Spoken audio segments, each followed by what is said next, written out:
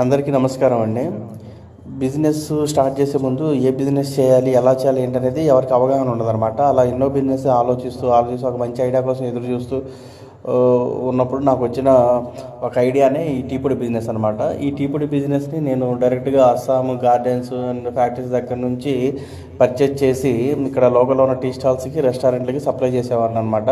అలా స్టార్ట్ చేసిన ఈ టీ పొడి బిజినెస్ నాకు ఇంకా దీనికన్నా పెద్ద చేయాలని కోరిక ఉండేదన్నమాట.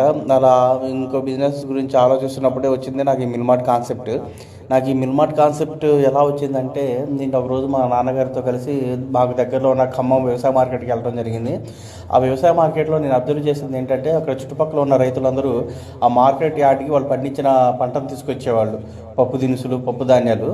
అవి ఏంటంటే బయట మార్కెట్ ధర కన్నా కూడా చాలా తక్కువ రేటుకి, గిట్టుబాటు ధర కన్నా తక్కువ రేటుకి అమ్మేవాళ్ళు అనమాట. అక్కడ ఉన్న ఆ రోజు మార్కెట్ పరిస్థితులను బట్టి నాకేమనిపించిందంటే, అది బయట ఎక్కువ రేటు ఉంది, వీళ్ళని తక్కువ రేట్లుగా అమ్ముతున్నారు.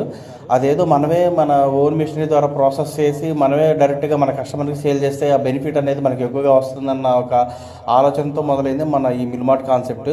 సో నాకు ఎప్పుడైతే ఆలోచన వచ్చిందో, నాకు అక్కడ మార్కెటింగ్ మంచి స్కోప్ అనిపించింది అనమాట. అలా నా ఆలోచన రావడం వల్ల వెంటనే నేను దాని గురించి రీసెర్చ్ చేసి ఎలా స్టార్ట్ చేస్తే బాగుంటుంది, మార్కెటింగ్ ఎలా ఉండాలి, సేల్స్ ఎలా ఉండాలని ప్లాన్ చేసి స్టార్ట్ చేసింది మా ఈ మిల్మార్ట్. Thanks for watching.